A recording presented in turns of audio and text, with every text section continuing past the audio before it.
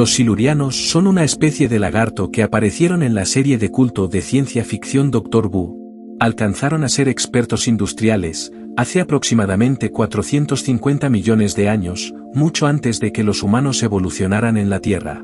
Los silurianos son, por supuesto, ficticios, pero la idea de una vida prehistórica avanzada es intrigante y plantea una variedad de preguntas interesantes. Una de las principales es, si una civilización industrial hubiera existido en el pasado, ¿qué rastros habría dejado? Hoy en día obtenemos una respuesta gracias a Gavin Smith en el Instituto Goddard de Estudios Espaciales en la ciudad de Nueva York, y Adam Frank en la Universidad de Rochester. Estos expertos han dado un nombre a la idea de que una civilización industrial pudo haber precedido a la humanidad, la hipótesis siluriana. Ellos estudian la huella que nuestra propia civilización probablemente dejará, y se preguntan, si será detectable millones de años en el futuro. Su conclusión es que nuestro probable impacto en el planeta será palpable. Pero en algunos aspectos es difícil distinguirlo de varios otros eventos en el registro geológico. Su trabajo tiene algunas implicaciones interesantes sobre cómo deberíamos estudiar la Tierra y el impacto que tenemos en ella. La investigación también debería ayudar a los astrobiólogos a decidir qué buscar en otros lugares del universo. Smith y Frank comenzaron por exponer cuánto sabemos realmente sobre la antigua Tierra. La parte más antigua de la superficie terrestre es el desierto de Negev en el sur de Israel, que tiene alrededor de 1.8 millones de años. Otras superficies solo existen en áreas expuestas o como resultado de operaciones mineras y de perforación. Dadas estas limitaciones, la evidencia de la actividad de Homo sapiens se remonta a unos 2.5 millones de años, lo cual no es realmente mucho en términos geológicos. El fondo marino es relativamente joven, ya que la corteza oceánica se recicla constantemente.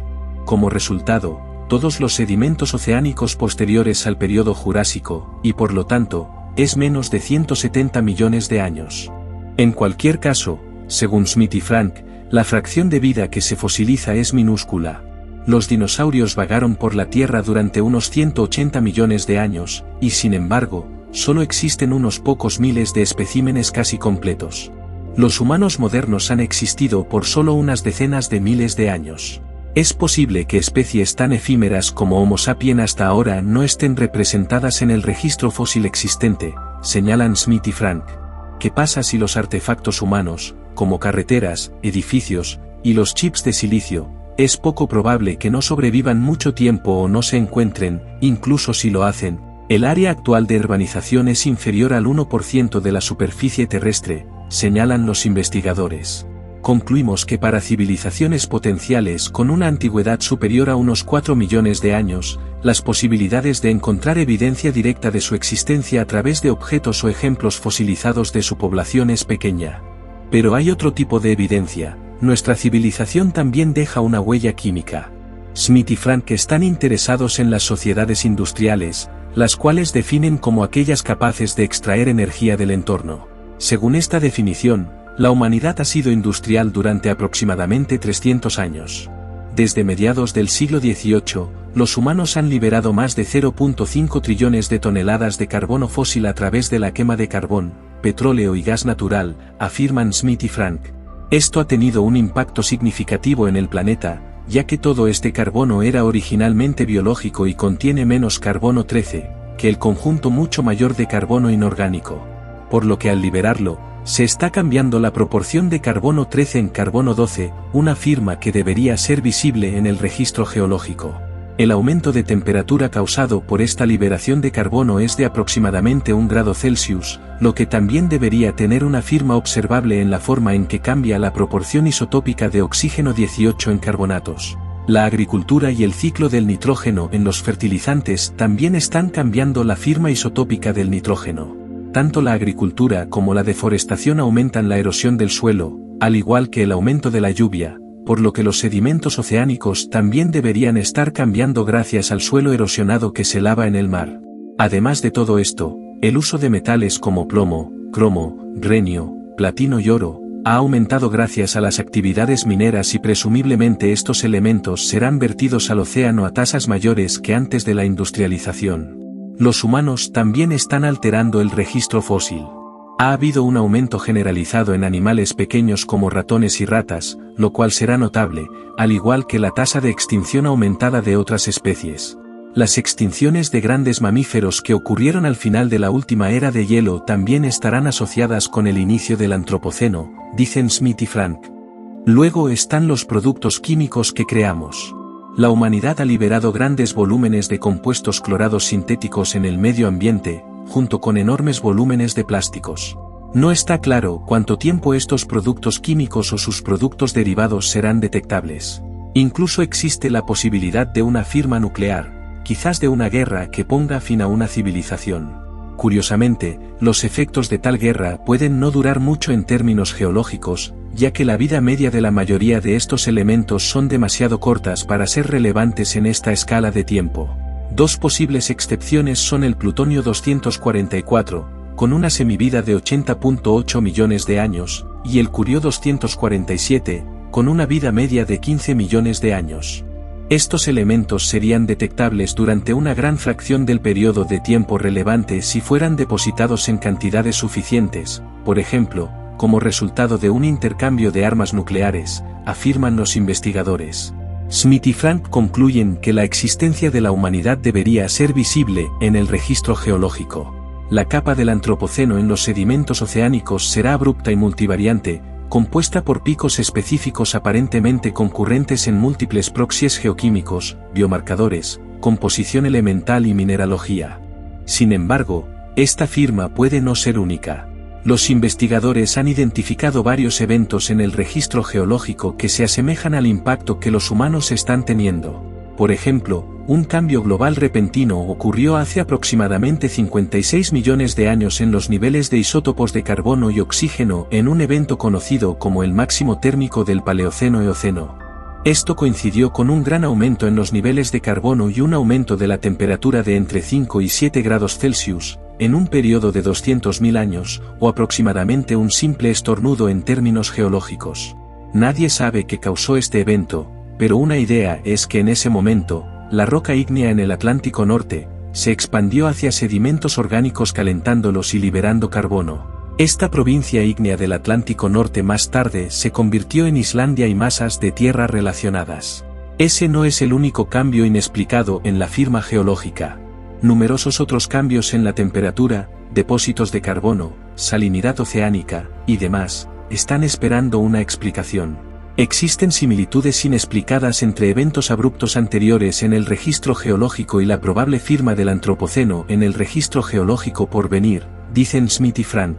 Por supuesto, ninguno de estos eventos indica la presencia de una civilización industrial anterior, y la hipótesis siluriana no puede considerarse probable, simplemente porque no se presenta otra idea válida, afirman Smith y Frank, quienes están interesados por evitar especulaciones descontroladas. Sin embargo, su trabajo plantea algunas preguntas intrigantes y destaca el valor de una investigación adicional. Sobre cuánto tiempo sobrevivirán los compuestos sintéticos en el medio ambiente, recomendamos realizar más síntesis y estudios sobre la persistencia de subproductos industriales únicos en entornos de sedimentos oceánicos, dijo entusiasmado Frank, agregando, ¿existirían acaso otras clases de compuestos que dejarán rastros únicos en la geoquímica de los sedimentos en escalas de tiempo de millones de años? Esta hipótesis explora una idea inusual que tiene el potencial de cambiar la forma en que pensamos sobre la humanidad, en lugares donde nuestro impacto se ve desde una perspectiva más amplia. También proporciona un trasfondo para los astrobiólogos que estudian otros planetas. Marte fue una vez mucho más húmedo y cálido, si alguna vez albergó una sociedad industrial. Este documento traza algunas de las firmas que podrían aparecer en el registro geológico. Venus fue una vez más hospitalario, luego están los océanos de Europa, y en última instancia, los planetas alrededor de otras estrellas.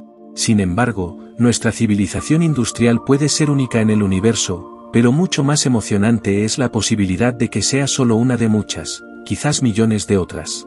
Smith y Frank han establecido parte de los fundamentos para encontrarlos.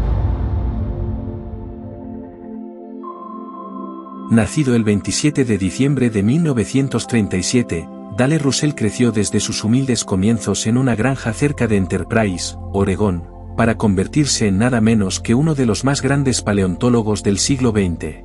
Su primera gran incursión en el campo se produciría en la década de 1950, durante su tiempo como estudiante en la Universidad de Oregón.